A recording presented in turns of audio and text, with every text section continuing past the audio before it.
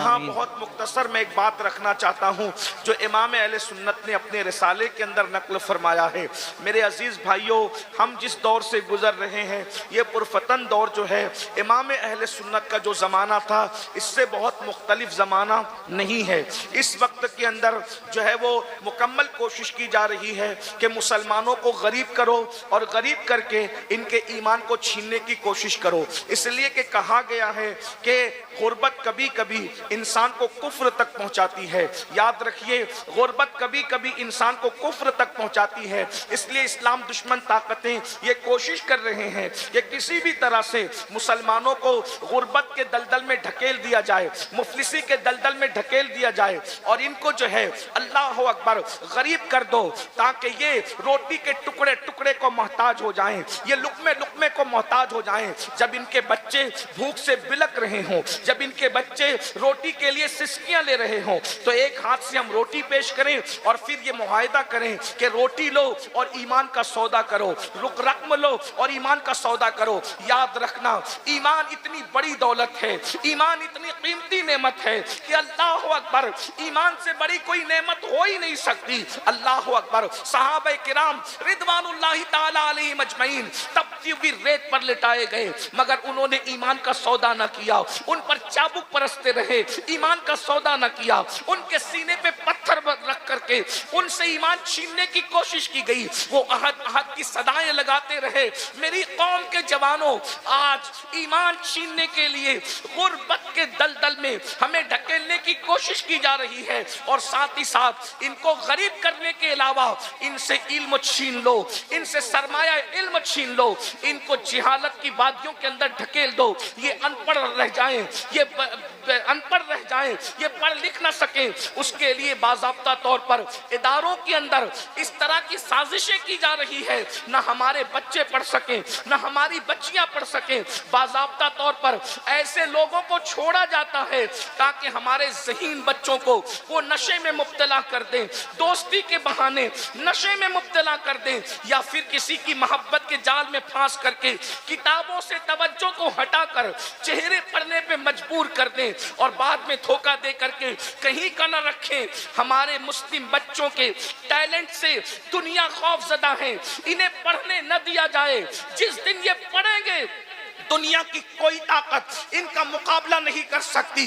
جس دن یہ پڑھ لیں گے دنیا کا کوئی انسان ان کے برابر کھڑے نہیں رہ سکتا۔ اس کی وجہ یہ ہے ہم زندہ نبی کے ماننے والے ہیں، زندہ کتاب قرآن کے ماننے والے ہیں، زندہ خدا کے حی و قیوم کے ماننے والے ہیں، زندہ مذہب کے ماننے والے ہیں، زندہ مسلک کے ماننے والے ہیں۔ بلکہ اللہ اکبر، ہمارے عقیدے میں تو اللہ کے اولیاء بھی زندہ ہیں، اور جن لوگوں نے یہ نعرہ لگایا تو زندہ ہے واللہ، تو زندہ ہے واللہ، میری چشم عالم سے چھپ جانے والے خدا نے ان کو بھی ایسی حیات جاویدہ عطا کر دی ہے کہ جہاں ان کا نام لے لیا جاتا ہے وہ محفلیں بھی زندہ ہو جاتی ہیں۔ نعرہ تکبیر، نعرہ رسالت، عرس رضوی، مدرسہ جامعہ نوریہ رضویہ۔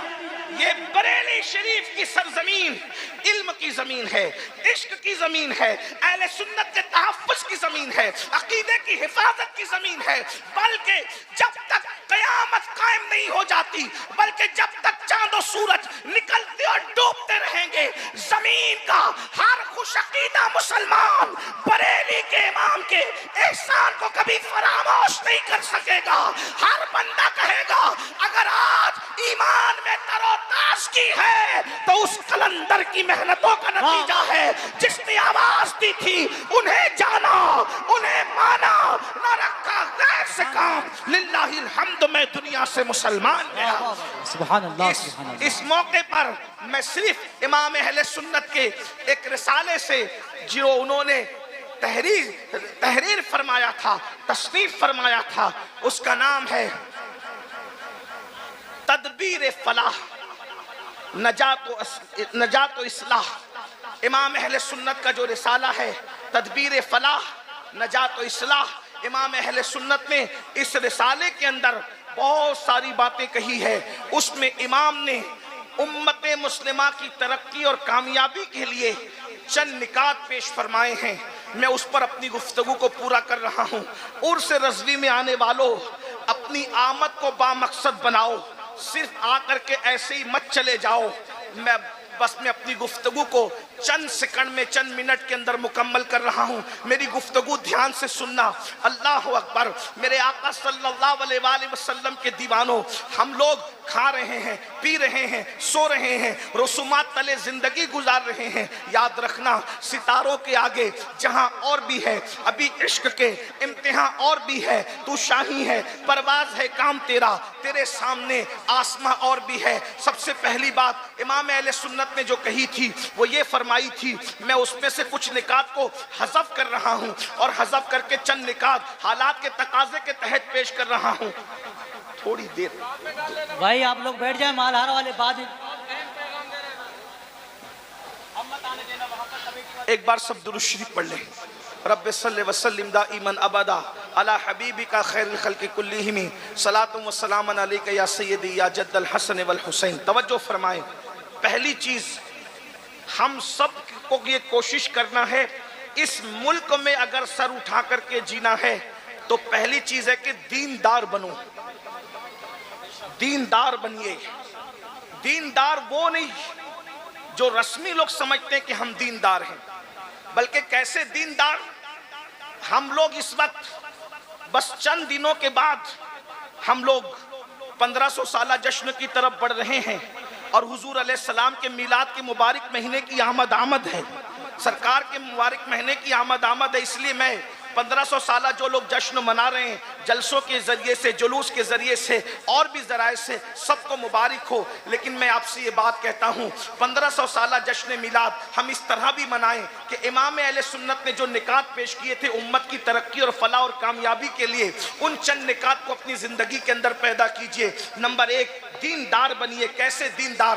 صرف رسمی اور اسمی دیندار نہیں، بلکہ ایسے دیندار بنیے کہ ہمیں ہماری دینداری کو دیکھ کر دنیا پکار اٹھے کہ جب 1450 سال کے بعد ان مسلمانوں کی دینداری کا عالم یہ ہے، تو وہ لوگ جن کو رسول اللہ نے صفہ کے چبوترے پہ بٹھا کر جن کی تربیت کی تھی، ان لوگوں کی دینداری کا عالم کیا ہوگا؟ اندازہ فرمائیں، آج مسلمانوں کے اندر وہ دینداری نہیں ہے، بلکہ لوگ ہمیں دیکھ کر ہمارے مذہب سے بدزن ہوتے ہیں، ہمارے مسلک سے بدزن ہوتے ہیں۔ مسلمانوں کا، بہت سارے مسلمانوں کا حال یہ ہے، قرضہ لے لیا مگر قرضہ لینے کے بعد ادا نہیں کرتے، لوگوں کا قرضہ کھا جاتے ہیں، بیوپاریوں کا مال لے کر کے ہڑپ کر جاتے ہیں۔ آپ کو پتا ہے، اللہ اکبر، آج پوری دنیا کے اندر سب سے زیادہ اصلاح معاشرہ کے جلسے ہم سنی مسلمان کر رہے ہیں، اور کیا مسلمانوں کی اصلاح ہو جائے، مسلمانوں کی اصلاح ہو جائے۔ ایک جملہ کہہ کر آگے بڑھتا ہوں، ہم اپنے لقمے کی اصلاح کر لیں تو انشاءاللہ اصلاح معاشرہ کے جلسوں کی ضرورت ختم ہو جائے گی۔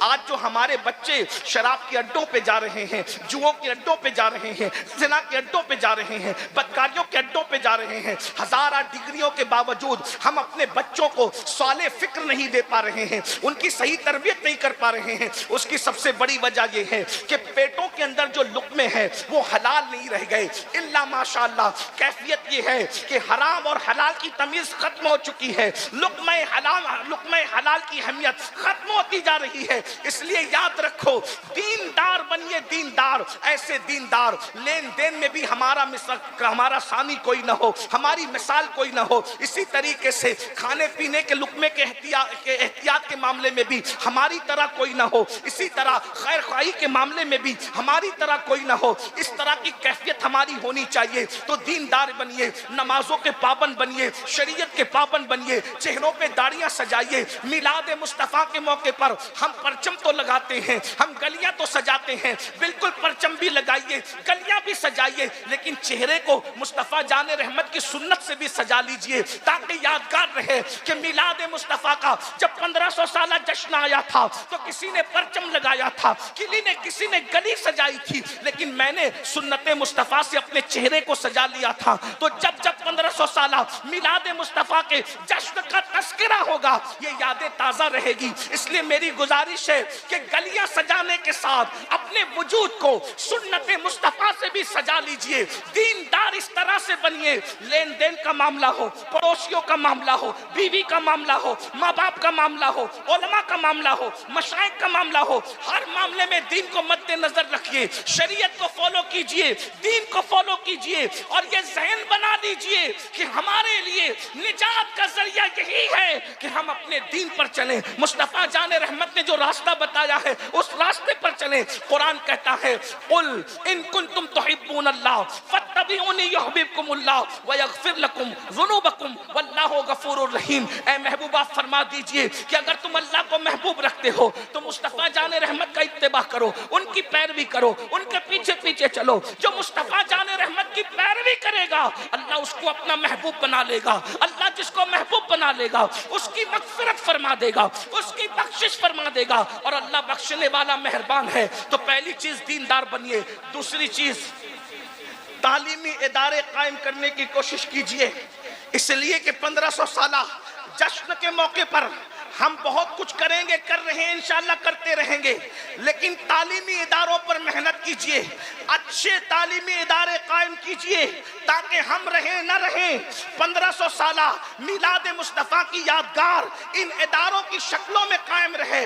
हम और जगह पर अपनी दौलत को खर्च करने की बजाय दानिशगाहों पर, तालीमगाहों पर, इदारों पर दौलत को खर्च करने की कोशिश करें, माल को खर्च करने की कोशिश करें। आज मुसलमानों का माल पता नहीं कहां कहां खर्च हो रहा है। बड़ी माजरत के साथ मैं ये बात कहूं, हमें बहुत खुशी हुई है, बड़ी मसरत हुई है कि दरगाह आला हजरत के सज्जादा नशीन और यहाँ के शहजादों ने ऐलान किया कि जो लोग डीजे बजाते हुए चादर लाएंगे उनकी चादर दरगाह आला हजरत पर चढ़ाई नहीं जाएगी। वरना पिछले साल हमने देखा कि अल्लाह अकबर इतनी लंबी लंबी चादरें। आपसे पूछता हूं उस मुजद्दिद के दिल पे क्या गुजरती होगी जिसने ये मेहनत की थी, ये कहा था कि दरगाह पर अगर एक चादर है तो दूसरी चादर न डाली जाए। अल्लाह अकबर, ऐसी मेहनत करने वाला मुजद्दिद जिसने कौम को ये शऊर दिया हो, ये फिक्र दी हो कि दरगाहें चादर की मोहताज नहीं है बल्कि तुम्हारे मोहल्ले की बेवाएं चादरों की मोहताज है, तुम्हारे मोहल्ले की गरीब बेटियां चादरों की मोहताज है। दरगाहों पर चादर डालने से जो अजर मिलेगा उससे ज्यादा अजर मोहल्ले की और रिश्तेदारों की बेवाओं के सरों पर तुम्हें चादर डालने से मिलेगा। यहाँ तो एक चादर निशानी के लिए काफी है, अलामत के लिए काफी है।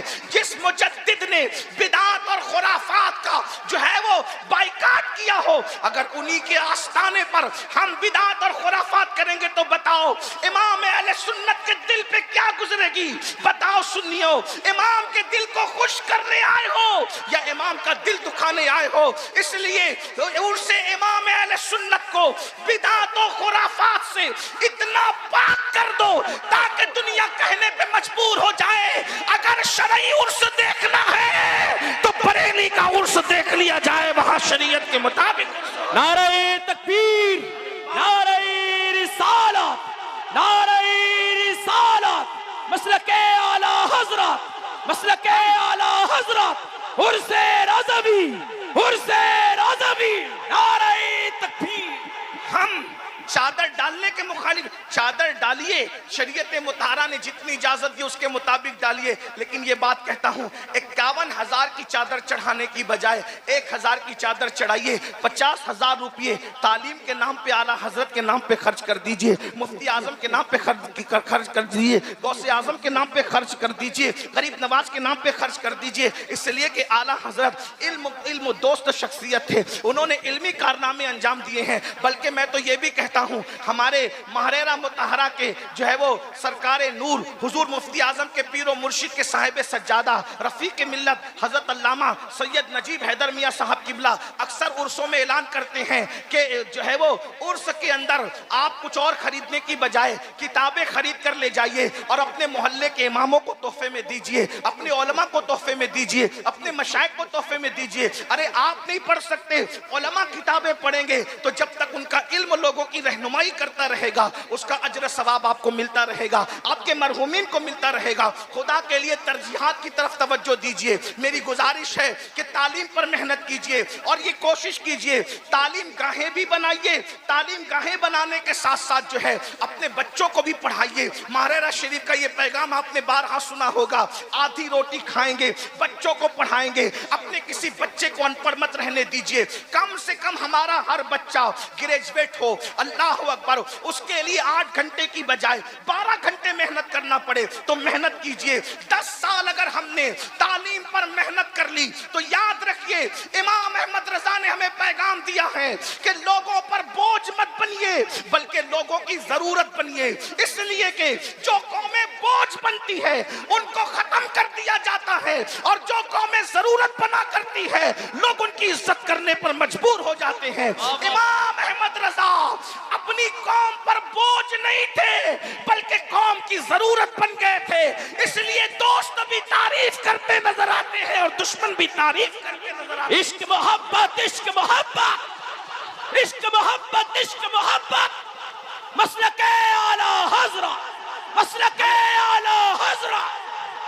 ہم اپنی قوم کی ضرورت بنے، اس لیے کہ ایک مثال کے ذریعے سمجھاتا ہوں، ضرورت بنو بوجھ مت بنو۔ ایک بات دیکھو، کیڑا تو کیڑا ہی ہوتا ہے، کیڑے کو کوئی پالتا ہے، کیڑے کو کوئی خریدتا ہے، کیڑے بیچے جاتے ہیں نہیں بیچے جاتے، سب کیڑے مارے جاتے ہیں۔ لیکن آپ نے ریشم کا کیڑا دیکھا ہوگا، ریشم کا کیڑا مارا نہیں جاتا بلکہ ریشم کا کیڑا جو ہے پالا جاتا ہے۔ کیوں پالا جاتا ہے؟ کیونکہ وہ کیڑا بوجھ نہیں ہے بلکہ لوگوں کی ضرورت ہے، کیونکہ اس کے ذریعے سے لوگوں کو سلک ملتا ہے، ریشم ملتا ہے۔ اب پتا چلا اگر کیڑا بھی ضرورت بنے تو لوگ اس کو بھی کھلانے پلانے پر پالنے پہ مجبور ہو جاتے ہیں۔ اب مسلمانوں بتاؤ، جب کیڑا ضرورت بن جائے تو لوگ اس کی قدر کرنے پہ مجبور ہو جاتے ہیں۔ اگر مصطفیٰ جان رحمت کا امتی لوگوں کی ضرورت بن جائے تو بتائیے لوگ اس کی عزت کرنے پہ مجبور ہوں گے کہ نہیں ہوں گے؟ اس لیے بوجھ مت بنو، ضرورت بنو، اور ضرورت بننے کے لیے آپ کو تعلیم کی طرف توجہ کرنا ہوگا، علم کی طرف۔ یہ بھی بات بتا دوں، اچھی عمارتیں بھی بناؤ اور اچھے انسان بھی بناؤ، بلکہ اچھی عمارت بنا سکو یا نہ بنا سکو لیکن اچھے انسان دنیا میں ضرور بنانا۔ اس کی وجہ یہ ہے، اللہ اکبر، اگر ہم سے کوئی پوچھے کہ امام احمد رضا نے کون سی بڑی عمارت بنائی تو ہم یہ کہیں گے امام احمد رضا بڑی عمارت بنانے کے لیے نہیں آئے تھے، امام احمد رضا بڑے انسان بنانے کے لیے آئے تھے، کیونکہ ایک بڑی عمارت دوسری بڑی عمارت نہیں بنا سکتی مگر ایک بڑا انسان ہزاروں اچھے انسان بنا دیتا ہے۔ مثال کے طور پر امام احمد رضا نے انسان سازی کا وہ فریضہ انجام دیا، صدر الشریعہ جیسا بڑا انسان امام احمد رضا نے بنایا، محدث اعظم جیسا بڑا انسان تربیت کر کے امام احمد رضا نے بنایا، ظفر الدین بہاری جیسا بڑا انسان تربیت کر کے امام احمد رضا نے بنایا، مبلغ اسلام عبدالعلی میٹی صدیقی جیسا عالمی مبلغ اسلام تربیت کر کے امام احمد رضا نے بنایا۔ ایک صدر الشریعہ کو فقیہ کے طور پر پیش کیا، صدر الشریعہ نے حافظ ملت کو بنایا اور حافظ ملت نے لاکھوں مصباحیان علماء امت کو عطا فرمایا۔ مسلک اعلی حضرت، عرس اعلی حضرت، حضرت سید امیر القادری صاحب قبلہ۔ اگر آج اشرفیہ جیسی عمارت چمک رہی ہے، جامع نوریہ جیسی عمارت چمک رہی ہے، جامع الرضا جیسی عمارت چمک رہی ہے، جامع قادریہ ریچھا جیسی عمارت چمک رہی ہے، برکات رضا، اور اس طریقے سے اہل سنت کے جتنے ادارے ہیں دیکھ لیجئے، یا تو اعلیٰ حضرت کے شاگردوں کے شاگرد ہیں یا شاگردوں کے شاگردوں کے شاگرد ہیں۔ پتہ چلا ایک اچھا انسان کتنے اچھے انسان بناتا ہے۔ تو یاد رکھیے، اچھی عمارتیں بھی بنائیے، اچھے انسان بھی بنائیے۔ اور آخری بات، دیندار بنو، تعلیم پہ محنت کرو اور مالدار بنو۔ مالدار کیسے بنو گے؟ موبائل چوری کر کے نہیں، جوا کھیل کے نہیں، موبائل پر جوا کھیل کے نہیں، سٹوں کا دھندا کر کے نہیں، شراب بیچ کر نہیں، نشہ بیچ کر نہیں، بلکہ حلال کے ذریعے سے محنت کرو، محنت کرو مالداری پر، اس لیے کہ غربت کبھی کبھی کفر تک لے جاتی ہے۔ اگر مسلمان ہندوستان کا 10 سال تک محنت کرے مالدار بننے کے لیے، صحیح سمتوں میں محنت کرے، ایزی منی کے چکر میں حرام کی طرف نہ جانا، شارٹ کٹ میں مالدار اور کروڑپتی بننے کے چکر میں حرام کی طرف مت جانا، بلکہ محنت کرو. محنت میں برکت ہے. یہ جو نوجوان ہمارے 8-8 گھنٹہ 5-5 گھنٹہ 10-10 گھنٹہ انٹرنیٹ، فیس بک اور موبائل پر لگے رہتے ہیں. موبائل کا تو اتنا شوق ہے کہ لوگ ممبر پہ بھی موبائل پہ لگے رہتے ہیں، اسٹیجوں پہ بھی موبائل پہ لگے رہتے ہیں، جلسوں میں بھی موبائل پہ لگے رہتے ہیں. دیکھیے میرے بھائیوں کے ہاتھ میں موبائل ہے نا. یعنی موبائل، بلکہ میں کہہ دوں جتنا بیوی کے ساتھ وقت نہیں گزارتے اتنا موبائل کے ساتھ وقت گزارتے ہیں. یہ افسوس کی بات ہے. موبائل استعمال کرو، ضرور کرو، لیکن وہ ضرورت ہے بھائی. آپ غور فرمائیں، جو کھانا اور پینا انسان کی زندگی کے لیے ضروری ہے اس کے بارے میں بھی قرآن کہتا ہے کلو وشربو ولا تسرف، کھاؤ پیو، حد سے مت بڑھو. تو کسی بھی معاملے میں حد سے بڑھنے کی اجازت نہیں ہے. جتنا وقت فیس بک پر گزارتے ہو، یوٹیوب پر گزارتے ہو، موبائل پہ گزارتے ہو، اگر اتنا وقت آپ کمانے پہ گزارو گے، تجارت میں گزارو گے، اچھا کام دھام کرو گے تو آپ مالدار بنو گے. اور یاد رکھنا، اگر آپ مالدار ہو تو اکیلے مالدار بننے سے کام نہیں ہوگا. اگر آپ مالدار ہو تو اپنے کسی بھائی کو، بھتیجے کو، بھانجے کو، کسی قریبی کو، اس کو بھی سپورٹ کر کے مالدار بنانے کی کوشش کرو. کیونکہ اللہ کے رسول علیہ الصلوۃ والتسلیم نے فرمایا ہے کہ جس نے صبح اس حال میں کی کہ میری امت کی بھلائی کے لیے، خیر خواہی کے لیے کوئی پلان نہیں کیا، فلیس منا، وہ میری سوسائٹی کا ممبر نہیں ہے. اس لیے صرف اپنا مت سوچو، بلکہ اپنے دائیں بائیں کا سوچو، اپنے پڑوسیوں کا سوچو، اپنے ساتھیوں کا سوچو.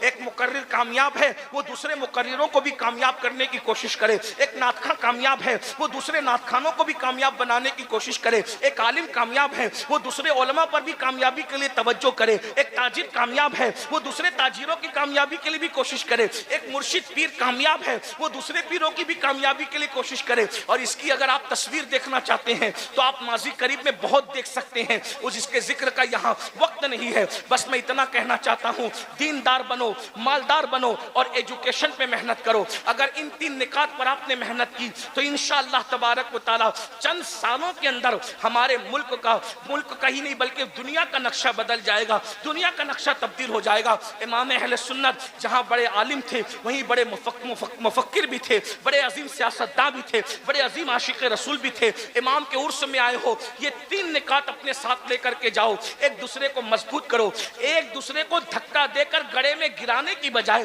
اٹھانے کی کوشش کرو. یاد رکھنا، گڑھوں میں گرانے والے کبھی ترقی نہیں کیا کرتے، ہمیشہ اٹھانے والے ترقی کیا کرتے ہیں. امام احمد رضا نے اٹھایا، اور جب اٹھایا تو امام احمد رضا گرے نہیں رہے.